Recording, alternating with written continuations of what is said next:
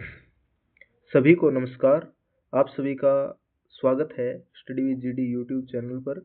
आज हम राजस्थान के प्रमुख किसान आंदोलन पढ़ने वाले हैं। इसके अंदर हम बिजोलिया आंदोलन और बेंगू किसान आंदोलन है उनको पढ़ेंगे। तो इसके अंदर हम 7वीं क्लास और 9th क्लास के जो बुक है राजस्थान का स्वतंत्रता आंदोलन एवं शौर्य परंपरा 9th क्लास की बुक हो, और ये हमारा राजस्थान 7वीं की बुक का ये 7वां चैप्टर आज़ादी का आंदोलन और राजस्थान। इसके अंदर राजस्थान में प्रमुख किसान आंदोलनों के बारे में पढ़ने वाले हैं। तो सबसे पहले आज हम ये थोड़ा चैप्टर पढ़ा है तो इसको 3 पार्ट में हम करने की कोशिश करेंगे। तो वीडियो थोड़ा ज़्यादा लंबा न हो, इसलिए बिना किसी देरी के चलिए शुरू करते हैं। इसके अंदर कहा गया है कि देश में जब आज़ादी का आंदोलन चल रहा था तो राजस्थान भी उससे अछूता नहीं रहा। यानी इसके अंदर राजस्थान में अंग्रेजों का अधिकारशील आधिपत्य था और शेष राजस्थान पर राजा महाराजाओं का शासन था। इसलिए यह संघर्ष का स्वरूप थोड़ा भिन्न था। अंग्रेजों ने देशी रियासतों के कामकाज में हस्तक्षेप करना प्रारंभ कर दिया था, जिससे यहाँ के सामाजिक ताने बाने में बदलाव आया। इसके विरुद्ध किसानों एवं जनजातियों ने आवाज उठाई और संघर्ष किया। कालांतर में विभिन्न रियासतों में प्रजामंडलों की स्थापना हुई, यानी कि शासक वर्ग था उनके द्वारा जो शोषण किया जाने लगा, शोषण के विरुद्ध आवाज उठाई, शोषण के खिलाफ आवाज उठी। और वो आवाज थी, वो किस रूप में उठी थी? शोषण के खिलाफ आवाज उठाई गई और वो आवाज थी किसान आंदोलनों के रूप में। किस आंदोलनों के रूप में? वो आवाज किसान आंदोलन, किसान और प्रजामंडल आंदोलन के रूप में थी। ठीक है, तो इसी कड़ी के अंदर महत्वपूर्ण आंदोलन है जो अहिंसात्मक आंदोलन भी कहा जाता है। उसके अंदर सबसे पहले आता है राजस्थान के अंदर किसान आंदोलनों में सबसे पहले हम बात करते हैं बिजोलिया किसान आंदोलन की। यह सर्वाधिक 44 वर्षों तक चला और पूर्ण अहिंसात्मक रहा। राजस्थान में किसान आंदोलन मध्यकाल में राजस्थान में जागीरदारों किसानों के मध्य अच्छे संबंध थे। जागीरदार किसानों को अपनी जागीर में बसने के लिए प्रोत्साहित करते थे, परंतु अंग्रेजों और राजाओं के मध्य सहायक संधि होने के बाद अंग्रेजों ने राजाओं से नगद लगान वसूलना प्रारंभ किया। राजाओं ने यह राशि जागीरदारों से एवं जागीरदारों ने किसानों से वसूली और इसी से किसान पीड़ित हुए और किसानों ने एक आंदोलन चला लिया जिसे किसान आंदोलन के नाम से जाना गया, किसानों के द्वारा किया गया। और ये सब किसानों पर भार पड़ा, उन पर लागत बढ़ा दी गई और ये राजा और जागीरदार थे वे ऐशो आराम में पड़ गए। परेशान होकर किसानों ने आंदोलन किए और जागीरदार पहले तो किसानों के हितैषी थे, लेकिन बाद में यही हितैषी यानी रक्षक भक्षक बन गए थे। तो इसके बाद में अब बात करते हैं बिजोलिया आंदोलन की। बिजोलिया आपको पता है कि भीलवाड़ा जिले का एक गांव था और किसान आंदोलन की शुरुआत का श्रेय मेवाड़ के बिजोलिया किसान आंदोलन को जाता है। यानी कि आप राजस्थान के मैप में देखोगे इस प्रकार से, तो यहाँ पे भीलवाड़ा के यहाँ पे ये है बिजोलिया। ठीक है, तो बिजोलिया यहाँ पे है और इसको जो प्राचीन नाम है विजयवल्ली भी लिया जाता है बिजोलिया का। और तो इस आंदोलन की प्रमुख विशेषता यह थी कि 44 वर्षों तक चला और अहिंसात्मक आंदोलन था। बिजोलिया जो वर्तमान के भीलवाड़ा जिले में स्थित है, तत्कालीन मेवाड़ रियासत का एक ठिकाना था। धाकड़ जाति के किसानों द्वारा प्रारंभ किया। धाकड़ जाति एक किसान जाति है। ये आंदोलन 3 चरणों में विभक्त था। प्रथम चरण 1897 से 1914, दूसरा चरण 1914 से 1923 और तीसरा चरण 1923 से 41। यानी आजादी के मिलने से 6 वर्ष पूर्व तक ये आंदोलन चला। 1897 में राव कृष्ण सिंह के समय बिजोलिया की जनता ने 84 प्रकार की लागतें ली जाती थी। अतः किसानों के प्रतिनिधि नानजी और ठाकरी पटेल ने मेवाड़ महाराणा से इसकी शिकायत की। नाराज राव ने कुछ समय पश्चात प्रजा पर चौरी कर लगा दिया। यानी अपनी बेटी का विवाह करते थे तो चौरी नामक एक कर लगाया जाता था। किसानों के विरोध के बाद चौरी कर की लागत माफ कर दी और लगान में छूट कर दी गई। ठीक है, किसानों के विरोध के बाद में राव कृष्ण सिंह की मृत्यु के बाद पृथ्वी सिंह ने तलवार बंधाई नामक कर लगाया था। और ये कर एक जो जले पर नमक छिड़कने वाला कर था, जले पर नमक छिड़कने वाला एक कर था तलवार बंधाई। तो एक कर जो चौरी कर था, इसी को लेकर किसानों ने अपनी बेटियां हैं वो ब्याहनी बंद कर दी थी, क्योंकि उतने पैसे उनके पास नहीं थे कि वो अपनी बेटियों की शादी कर सके, क्योंकि उसके लिए उन्हें कर चुकाना पड़ता था। तो इसी विरोध में इन्होंने ये आंदोलन चलाया। ठीक है, तो इस किसानों ने साधु सीताराम दास, फतेह कर्णचारण और ब्रह्मदेव के नेतृत्व में राव की इस कार्रवाई का विरोध किया। पृथ्वी सिंह राव कृष्ण सिंह इस कार्रवाई का विरोध किया और तलवार बंधाई का भी इन्होंने विरोध किया।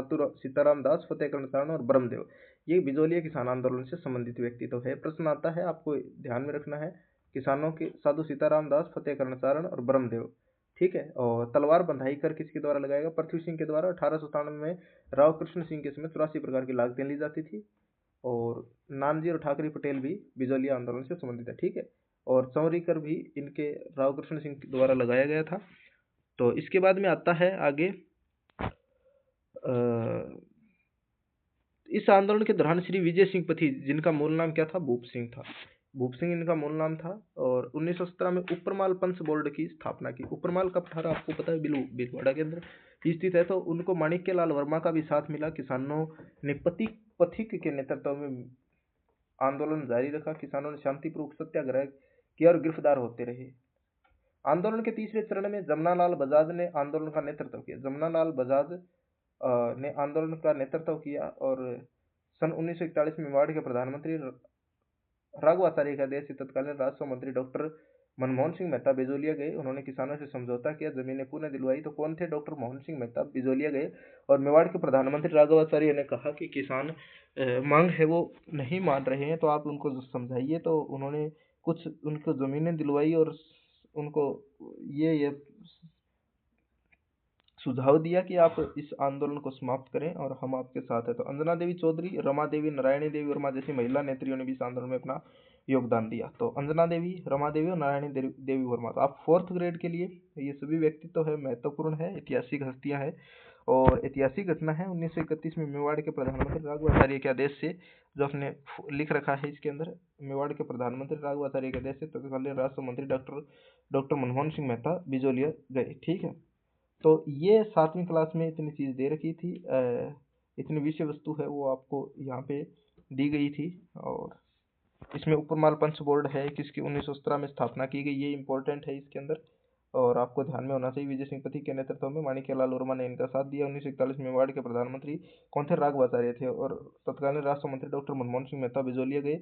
और प्रमुख महिलाएं थी अंजना देवी चौधरी, रमा देवी, नारायणी देवी, इन्होंने इसमें भाग लिया था। अब बात करते हैं, चलिए यहाँ पे, तो राजस्थान में अभी हमने परिचय पढ़ा था कि ब्रिटिश अंग्रेजों के जागीरदारों की नीतियां और राजाओं की नीतियों से परेशान होकर किसानों ने किसान आंदोलन शुरू किए थे, ठीक है। तो अंग्रेजों की नीतियों के कारण कुटीर उद्योग धंधे बर्बाद होने लगे। और ये 9th क्लास का दूसरा चैप्टर है, राजस्थान के प्रमुख किसान आंदोलन। तो बिजोलिया आंदोलन की बात करते हैं। बिजोलिया वर्तमान भीलवाड़ा जिले में स्थित है और मेवाड़ राज्य में प्रथम श्रेणी का ठिकाना था। इस जागीर की भौगोलिक बनावट इस प्रकार थी कि यह किसान आंदोलन के समय बड़ी सुगमता से पड़ोसी सीमावर्ती राज्यों में पलायन कर सकते थे। तो अब इसके अंदर आप मैप में इसका 1 मिनट में आपको दिखाता हूँ, 2 मिनट, ये देखो यहाँ पे है ये, ठीक है। ये जो क्षेत्र है ये बिजोलिया का क्षेत्र है यहाँ पे। और इसी क्षेत्र में आंदोलन हुए थे, ठीक है। और इसी से प्रेरणा होकर बेगू किसान आंदोलन है, फिर इसके बाद में मेर किसान आंदोलन। तो इस प्रकार से ये आंदोलन हुए। बिजोलिया तो वर्तमान में ये हमने पढ़ लिया, धाकड़ जाति के लोगों ने वहाँ पे किया था। और इसके बाद में आगे आता है 1897 में राव गोविंद दास की मृत्यु के बाद बिजोलिया ठिकाने की जागीरदारों किसानों के संबंध में विभिन्न कारणों से कटुता है, जिसका परिणाम था बिजोलिया किसान आंदोलन, ठीक है।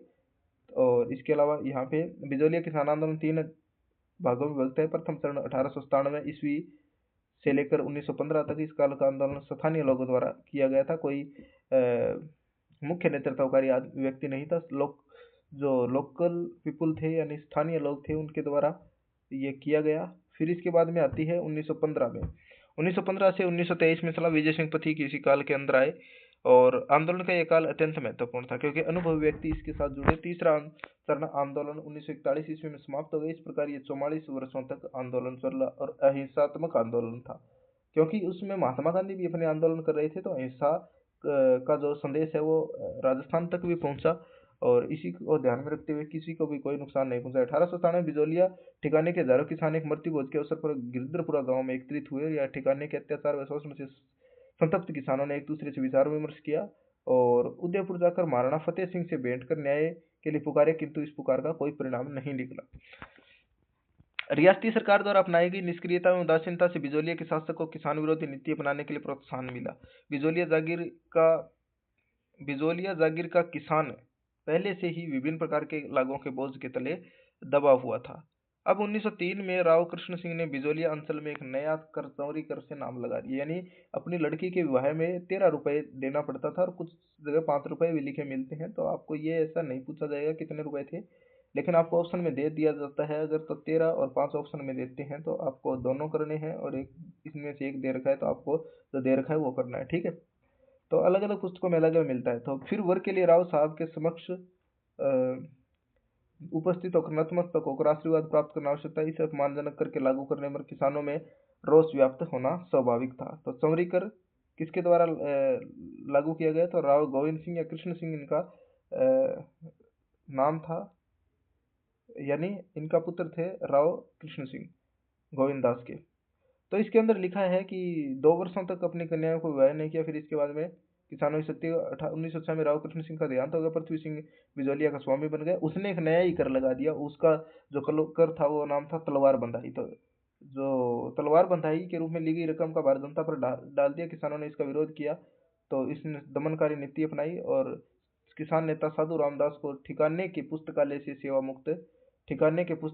सेवा मुक्त कर दिया और अन्य किसान नेताओं को जेल में डाल दिया। 1914 पर राव पृथ्वी सिंह का देहांत हो गया। केसरी सिंह अल्पवयस्क था और इसलिए जागीरी प्रशासन कोर्ट ऑफ वार्ड्स महाराणा के नियंत्रण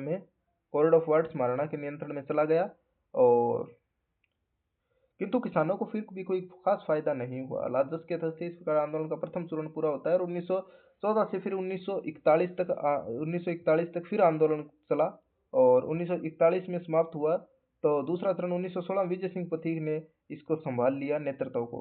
तो केसरी सिंह के बाद विजय सिंह पथिक 1916 में, वास्तविक नाम भूप सिंह यहाँ पे दिया ही गया है और कई बार एग्जाम में पूछा गया है ये प्रश्न। विजय सिंह पथिक कार्य करने में अपूर्व क्षमता थी और सर्वप्रथम उन्होंने किसानों को सुनियोजित रूप से संगठित किया और ये मध्य भारत से थे। और विद्या प्रसारणी सभा का गठन भी किया। इन्होंने विद्या प्रसारणी सभा का गठन किया, ऐतिहासिक घटना है। और एक पुस्तकालय, एक पाठशाला और एक अखाड़ा चालू किया। राजनीतिक गतिविधियों केंद्र बन गए। माणिक्यलाल वर्मा जो इसमें बिजोलिया के ठिकाने में कर्मचारी के पद पर कार्यरत थे, पथिक के संपर्क में आए। उन्होंने पथिक से प्रभावित होकर ठिकाने की नौकरी से अवकाश लिया। उन्होंने पथिक से आजीवन देश सेवा की दीक्षा ली और पथिक के साथ किसानों को संगठित करने के कार्य में जुट गए। ठीक है, तो माणिक्यलाल वर्मा और ये पथिक विजय सिंह पथिक जी थे, इन्होंने ये कार्य किया। साधु सीताराम दास का भी पथिकों को बड़ा सहयोग रहा। विजय सिंह पथिक उपरमाल क्षेत्र में अत्यधिक लोकप्रिय हो गए थे। वहां के निवासी उन्हें महात्मा जी कहकर संबोधित करते थे। तो महात्मा जी किनकी उपाधि थी? विजय सिंह पथिक की थी। उनके आदेशों का पालन करने के लिए वे सदैव तैयार रहते थे। पथिक किसानों की दुर्दशा से परिचित हो चुके थे और उपरमाल पंच बोर्ड 1917 में इन्होंने हरियाली अमावस्या के दिन उपरमाल पंच बोर्ड की स्थापना की थी। हरियाली अमावस्या राजस्थान में काफी लोकप्रिय है और पथिक ने किसानों को युद्ध का चंदा नहीं देने के लिए आह्वान किया। किसानों ने घोषणा की कि वे बेगार नहीं करेंगे। गोविंद निवास गांव के नारायण जी पटेल ने ठिकाने में बेगार करने से इनकार कर दिया। यानी जो वैशाख माह की अमावस्या को ये बनाया जाता है हरियाली अमावस्या। तो इसी ठिकाने के कर्मचारियों ने उसे पकड़ लिया और कैद में डाल दिया और इसी की सूचना मिलते किसानों पंचायत के आदेशानुसार किसानों के जत्थे बिजोलिया पहुंचने लगे और इस प्रकार से ये इनको मुक्त कर दिया। फिर इसके बाद में आता है एक महत्वपूर्ण प्रश्न, यहाँ पे ये परीक्षा में पूछा जाता है और जो परीक्षा में पूछा जाता है वही अपने देखने वाले तथ्य। प्रताप समाचार पत्र के संपादक कौन है? गणेश शंकर विद्यार्थी थे। प्रताप समाचार पत्र के संस्थापक गणेश शंकर विद्यार्थी थे। प्रताप और तरुण राजस्थान के विजय सिंह पथिक थे। तो ये समाचार पत्र आपको ध्यान में होने चाहिए। तरुण राजस्थान, ठीक है। फिर इसके बाद में आता है, आगे चलते हैं। महात्मा गांधी ने बिजोलिया किसान आंदोलन संबंधी जानकारी प्राप्त करने के उद्देश्य से पथिक को मुंबई आमंत्रित किया और गांधी जी के समक्ष इन्होंने विवरण प्रस्तुत किया। गांधी जी प्रभावित हुए। गांधी जी ने अपने निजी सचिव महादेव भाई को उपरमाल के किसानों की स्थिति का जांच करने के लिए भेजा और गांधी जी ने इस आशय का एक पत्र महाराणा को भी लिखा था। गांधी जी ने बिजोलिया किसान आंदोलन के प्रति नैतिक समर्थन दिया और ब्रिटिश सरकार बिजोलिया के आंदोलनकारी किसानों को रियायतें देने के पक्ष में नहीं थी।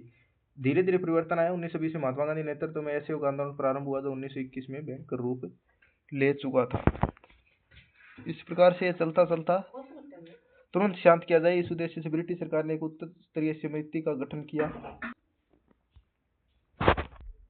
ऐसी स्थिति ब्रिटिश सरकार ने निश्चय किया कि बिजोलिया किसान आंदोलन को तुरंत शांत किया जाए और एजीजी रॉबर्ट हॉलैंड उसके सचिव अगले मेवाड़ के ब्रिटिश रेजिडेंट विलिक्सन मेवाड़ राज्य के दीवान प्रभाष चंद्र चटर्जी और राज्य के शायर हाकिम बिहारी लाल को उन्होंने रखा और इसके अंदर ये लोग जो शामिल थे कि उच्च स्तरीय समिति का गठन किया जाए और इस आंदोलन को शांत किया जाए। लंबे विचार विमर्श के पश्चात 11 फरवरी 1922 को ठिकाने और किसान पंचायत के बीच समझौता हुआ। एजीजी हॉलैंड ने किसानों के पक्ष के औचित्य को स्वीकारा। समझौते के अनुसार किसानों को नेक रियायतें दी गई, 35 लागतें समाप्त कर दी गई और ये इन किसानों की मेहनत का ही और कड़े संघर्ष का परिणाम था। 1922 में आंदोलन समाप्त हो गया। 1922 में आंदोलन समाप्त हुआ, लेकिन ऐसे आंदोलन की समाप्ति एजीजी किसानों के साथ समझौते के प्रति उदासीन हो गया और ज्यादा ध्यान नहीं दिया। लेकिन 1923 और 26 के समय किसानों ने बड़ी तकलीफ में गुजारा। मार्च 1927 में किसान महापंचायत हुई, जिसमें राम नारायण चौधरी और माणिक्य लाल वर्मा उपस्थित हुए। किसान महापंचायत 1927 के अंदर हुई और इसके अंदर यह प्रयोग भी असफल रहा। 20 जुलाई 1931 को सेठ जमनालाल बजाज ने उदयपुर में महाराणा तथा सर सुखदेव प्रसाद से व्यापक विचार विमर्श किया, जिसके फलस्वरूप समझौता हो गया। हालांकि उदयपुर ने इसका पालन नहीं किया, किंतु जब मेवाड़ प्रजामंडल आंदोलन का व्यापक प्रसार हो रहा था तो इस भय से कि किसान प्रजामंडल से न जुड़ जाए कुछ पहला आवश्यक थी, इसलिए 1941 में मेवाड़ के दीवान टीवीजे राघवाचार्य ने राजस्व मंत्री डॉक्टर मनमोहन सिंह मेहता को बिजोलिया भेजा। इस प्रकार से यह आंदोलन है ये इस प्रकार समाप्त हो गया। आगे अगला आंदोलन है बिजोलिया के बाद में बेंगू किसान आंदोलन। ठीक है, बेंगू आंदोलन है तो बिजोलिया आंदोलन से सफलता से प्रभावित होकर इन्होंने बेंगू ठिकाने के जागीरदारों के प्रति आवाज उठाई। किसान मैनाल नामक स्थान पर एकत्रित हुए और पथिक जी के आदेश से रामनारायण चौधरी ने किसानों का नेतृत्व किया। इसके बाद किसानों और राजा अनूप सिंह के मध्य समझौता हुआ, जिसे मेवाड़ सरकार और रेजिमेंट डेंट ने मानने से इनकार कर दिया। रेजिडेंट राजा के प्रति इनके जो गवर्नर जनरल होते थे, इनके प्रतिनिधि होते थे रेजिडेंट। सरकार ने जांच हेतु रेवेन्यू कमिश्नर ट्रेंच को भेजा। तो इसके बाद में मैनाल नामक स्थान पर एकत्रित हुए तो ट्रेंच को भेजा। गोविंदपुरा में किसानों पर गोलियां चलाने का आदेश दिया। करपा जी, रूपा जी और करपा जी धाकड़ घटनास्थल पर ही मारे गए। कई किसान घायल गिरफ्तार हुए और 53 में से 54 लागें समाप्त कर दी गई और बेगार पर रोक लगा दी गई। सरकार को झुकना पड़ा और लेकिन इन रूपा जी और करपा जी धाकड़ थे वो घटनास्थल पर मारे गए, बेंगू किसान आंदोलन से संबंधित थे। ठीक है, आगे आता है, ये 9th क्लास में भी दे रखा है। और 1921 के अंदर ये आंदोलन प्रारंभ हुआ मेवाड़ में ही। बेंगू मेवाड़ के किसानों ने अत्यधिक करों से रामनारायण चौधरी के नेतृत्व में 1921 में आंदोलन शुरू किया। रामनारायण चौधरी और पथिक जी के आदेश से इन्होंने ये नेतृत्व संभाला और बैरुकुंड नामक स्थान पर एकत्रित हुए और सामंती दामन चक्र चलता रहा। 1921 में मैनाल के बैरुकुंड नामक स्थान पर एकत्रित हुए। बैरुकुंड ये मैनाल में ही स्थित है। सामंती दामन चलता रहा। 1923 में किसानों के रूपा प्रमुख थे, रूपा जी और कृपा जी धाकड़, वो सैनिकों की गोलीबारी से शहीद हो गए और इस प्रकार से अंत में इनको झुकना पड़ा और राजपाट सेवा संघ के मध्य समझौता हुआ, जिसकी स्थापना विजय सिंह पथिक जी ने की थी। बेंगू के ठाकुर अनूप सिंह और राजस्थान सेवा संघ के मध्य समझौता हुआ, बोल्शेविक समझौते की संज्ञा भी दी गई। तो इस प्रकार से हमने आज बेंगू किसान आंदोलन, राजस्थान के जो प्रमुख 2 किसान आंदोलन थे, बिजोली और बेंगू किसान आंदोलन को हमने पढ़ा। वीडियो आपको कैसा लगा? वीडियो को कमेंट में आप अपनी राय जरूर दें और मिलते हैं अगली ही एक किसान आंदोलन की वीडियो में। तो आप इस तथास्तु बैच के साथ जुड़े रहिए। धन्यवाद।